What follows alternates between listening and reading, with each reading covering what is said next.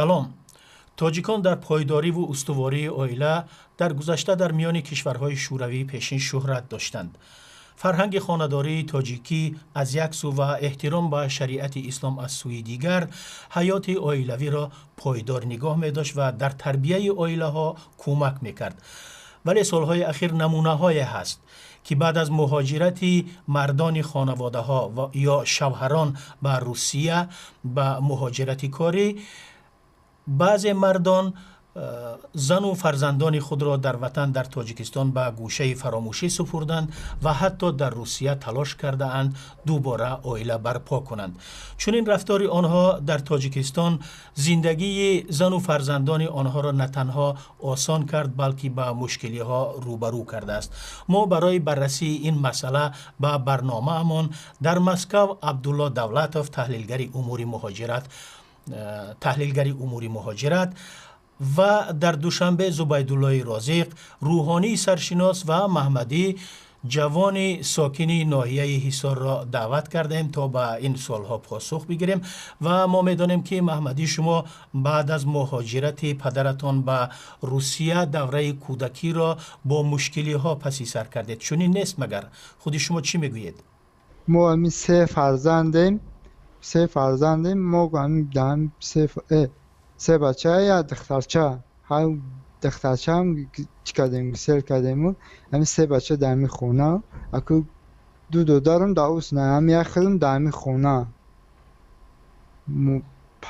پدرم 15 سال شد پرفته رفتگی نیدم در او وقتی میدکیم نیدم. در همون دوره که پدرتان شما را پرتافت رفت و شما کمک میکردند پول میفرستادند یا کمک های دیگر؟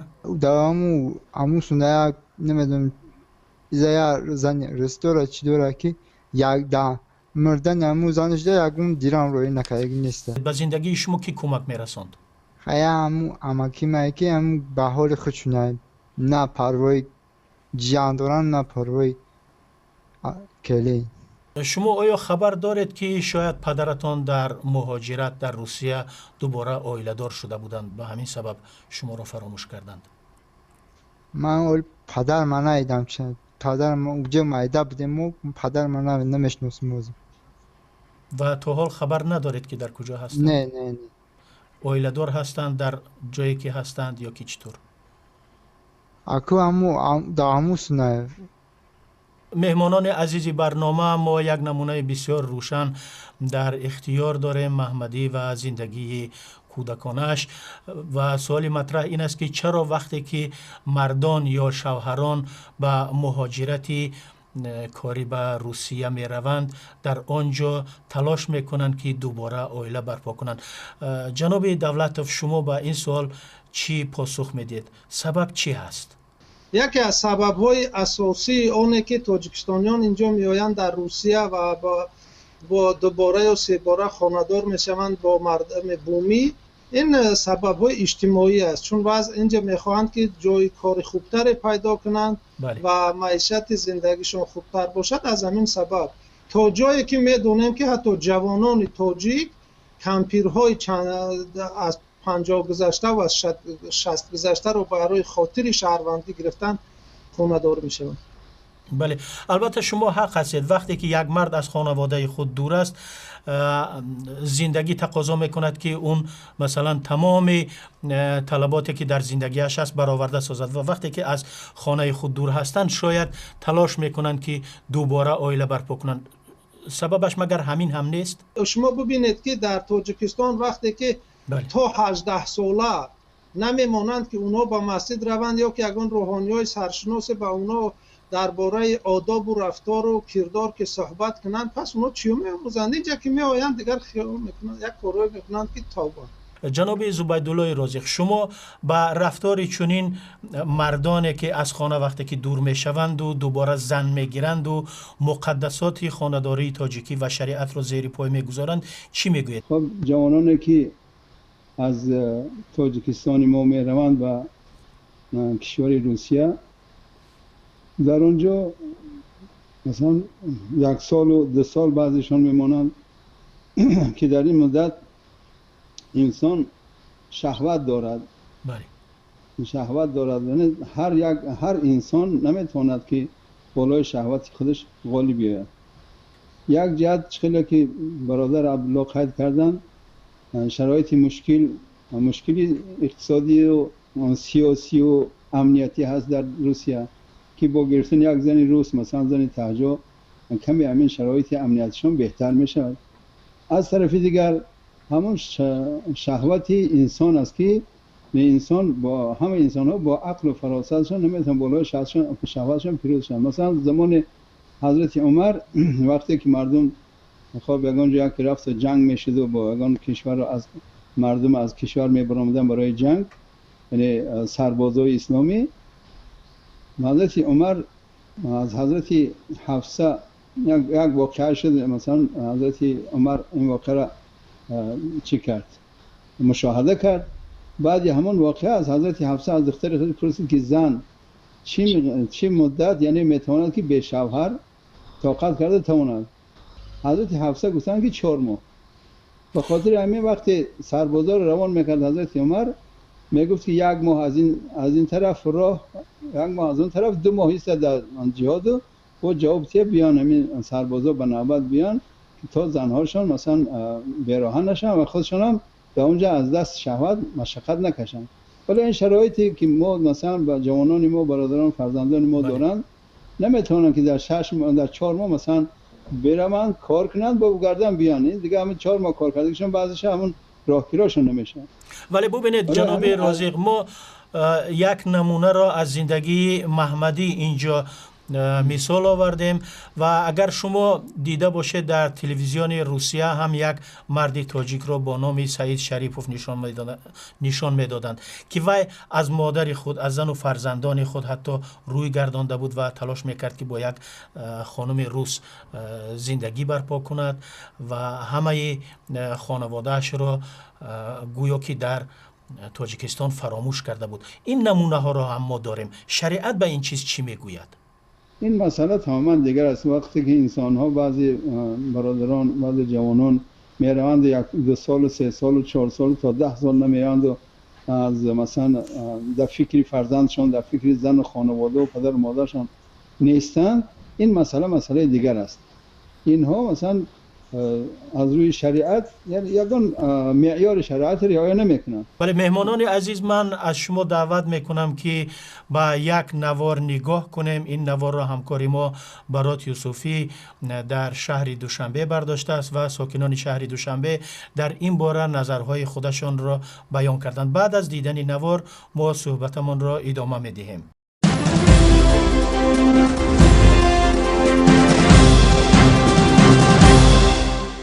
مردم ما را مجبورا خانه‌دار میکنند و از همین سبب زنشان را پرتوفته به روسیه میرن و مهر و نوازش زنی و روس رو میبینند و از مهر و محبت این همسری که در تاجیکستان است از او کنده میشه. نمیتواند اینجا تنها مرد گناهکار باشد. در بعضی حالت‌های میشن که هر دو جانب گناهکارند.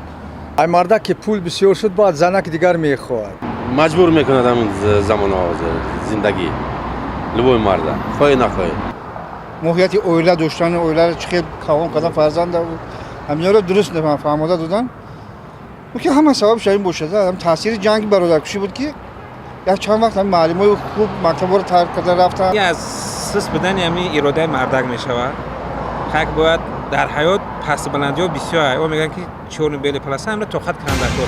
میخواستم که جناب دولتوف شما نظر خودتان را در این باره بگویید که چی پیشنهاد دارید مثلا برای اصلاح وضع در این زمینه؟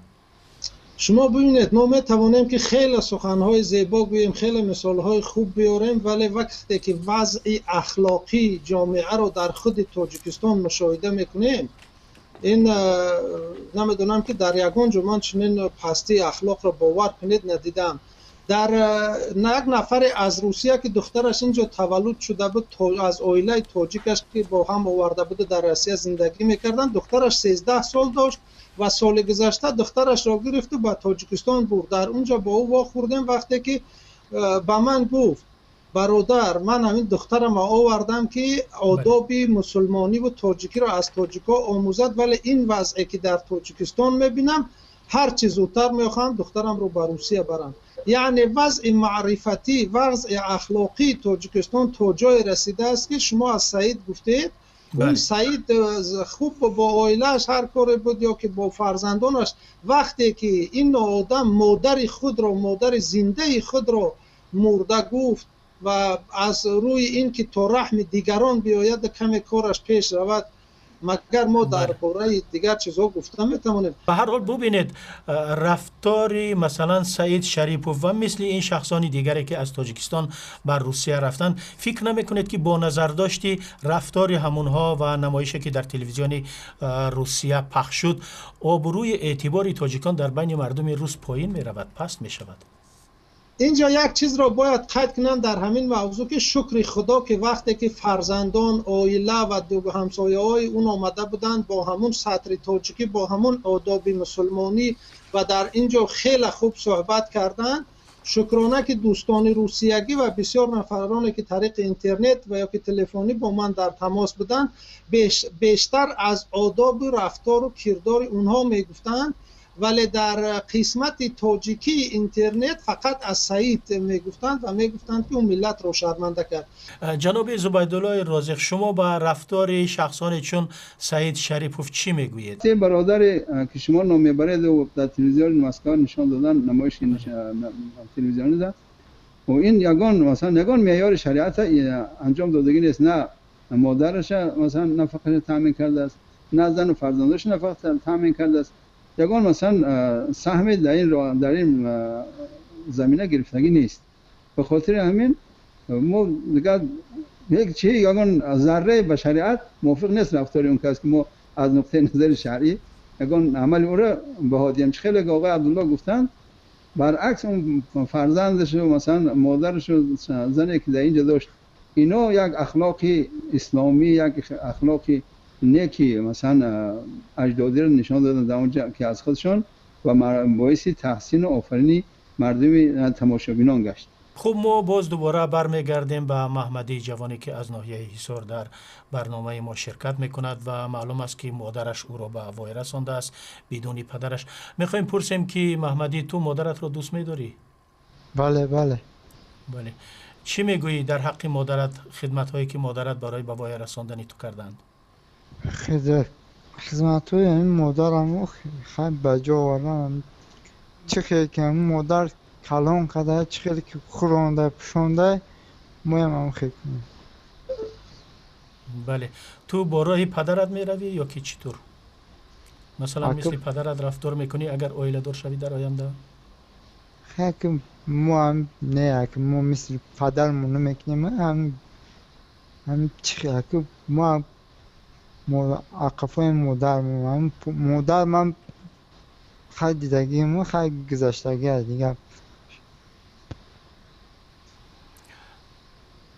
خب بینندگان عزیز، ما با همین سخنان محمدی برنامه همان را به پایان میبریم و امیدواریم که همه جوانان تاجیک و همه مردان با عائله های خود در آینده با عائله های خود صادق بمانند و در آینده به تربیت فرزندان داده شوند.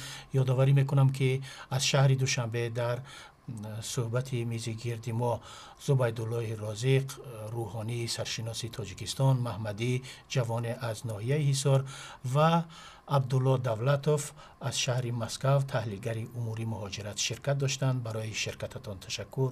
خدا نگهدار.